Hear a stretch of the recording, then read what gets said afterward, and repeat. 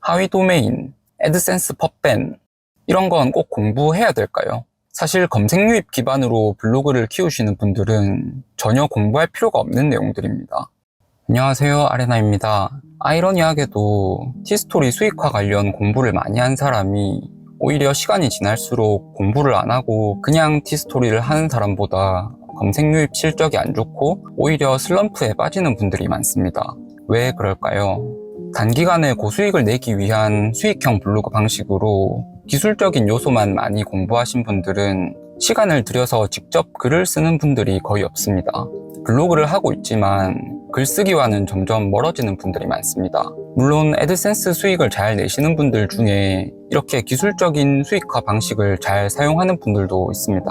이건 글을 잘 써야 한다기보다 마케팅을 잘 이해해야 하고 키워드, 광고 배치, 유료 광고 활용에 대한 이해가 높아야 가능한 방법입니다.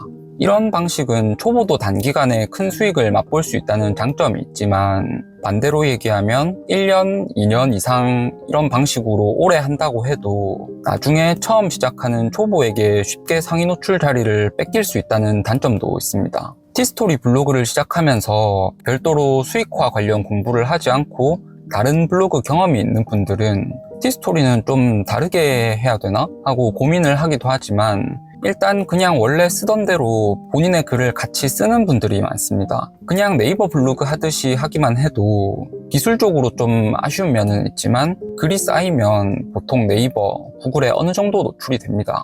글 10개, 20개로 쉽게 되는 건 아니지만 글을 100개나 썼는데도 검색 노출이 안 될 만큼 엄청 어려운 영역은 아닙니다. 그런데 오히려 공부를 열심히 하고도 구글, 네이버 노출이 아예 되지 않는 분들이 많습니다. 수익만을 위한 정보글로 대박을 내는 경우도 있지만 모두가 높은 트래픽과 고수익을 가져갈 수는 없습니다. 고수들은 최상위권의 수익을 내기도 하지만 그 반대는 오히려 블로그를 하면서 유료 광고를 잘못 사용하면 손해를 보는 경우도 있습니다. 고단가 방식에서 성과를 내지 못하고 지친 분들은 검색 유입 방식으로 바꿔보려고 하지만 지금까지 해온 습관이 있기 때문에 직접 글을 쓴다는 걸 블로그를 처음 하는 사람보다 어색해하는 경우가 많습니다. 챗 GPT를 활용하거나 다른 블로그 내용을 수정해서 쓰는 방식으로 보통 30분 이내에 글을 작성해 오신 분들은 내가 직접 글을 써서 1시간 이상 걸리는 걸 시간 아깝다고 생각하고 이렇게 시간이 많이 들어서 언제 돈을 버나 하고 조바심을 내는 분들이 많습니다. 저는 글이 200개 넘고 글자 수 3개 프로그램으로 1500자 이상 다 확인하면서 썼는데 왜 구글, 네이버 노출이 안 되죠? 블로그 운영 방법에 정답이 있는 건 아니지만 검색 상위 노출을 원하신다면 내가 하고 있는 방향을 한번 점검해 보시는 게 좋습니다. 내가 쓴 글이 다른 블로그에서도 흔히 볼 수 있는 정보성 내용 위주로 구성되어 있는지, 챗 GPT의 검색에서 볼 수 있는 내용과 별 차이가 없는 정보성 내용이 대부분이지 않은지 확인해 보시는 게 좋습니다. 글을 100개 이상 썼는데 구글, 네이버 노출이 아예 없다면 검색 노출의 난이도가 어려워서가 아니라 지금 하고 있는 방식이 잘못된 방향으로 하고 있을 가능성이 높습니다. 단순히 개수 채우기로는 1000개를 써도 안 될 수도 있습니다. 아직 초기 단계이긴 하지만 누군가의 관점이 필요하지 않은 단순 정보성 내용은 이제 개인의 블로그에 일일이 들어가서 확인하는 게 아니라 AI가 신뢰도 높은 사이트들의 정보를 모아주는 대화형 검색으로 진화하고 있습니다. 땡땡 효능, 땡땡 방법, 땡땡 지원금, 땡땡 정책 관련 글을 쓰시는 분들이 많은데 경쟁도가 높은 분야에서 구글 상위 노출은 단지 티스토리 간의 경쟁이 아니라 각 분야에서 신뢰도가 높은 일반 웹사이트들과 같이 경쟁해야 됩니다.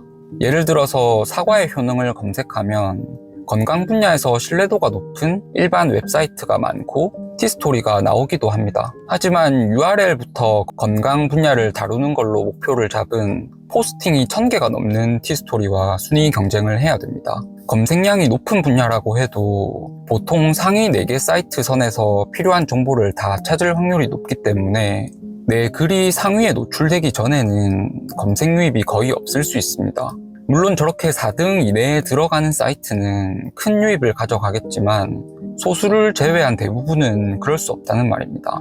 검색 노출 기준으로는 히스토리 수익화 관련 공부를 전혀 하지 않은 네이버 블로그처럼 운영하는 분이 오히려 검색 유입은 훨씬 많이 얻을 수 있습니다. 구조화적인 점수가 없을 뿐이지 의도적인 행위로 감점을 당하는 경우는 잘 없기 때문입니다. 하위 도메인, 애드센스 펍밴 이런 건 꼭 공부해야 될까요? 사실 검색 유입 기반으로 블로그를 키우시는 분들은 전혀 공부할 필요가 없는 내용들입니다. 히스토리 관련 공부를 다양하게 하는 건 좋지만 내가 운영하는 블로그 방향과 다르면 전혀 쓸데없는 내용도 많습니다.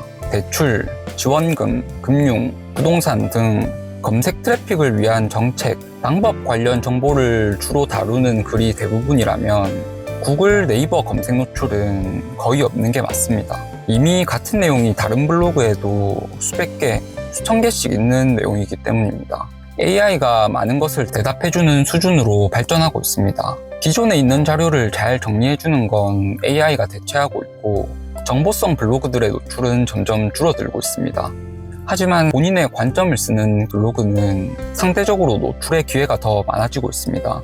티스토리 블로그를 1년, 2년 넘게 했을 때 방문 유입이 점점 많아지는 성장형 블로그를 가지고 싶은지 나중에도 여전히 하루에 1000명도 방문하지 않는 블로그에 지금 작성하는 글과 크게 다르지 않은 정보성 글만 반복해서 작성할지 생각해 보시면 좋겠습니다.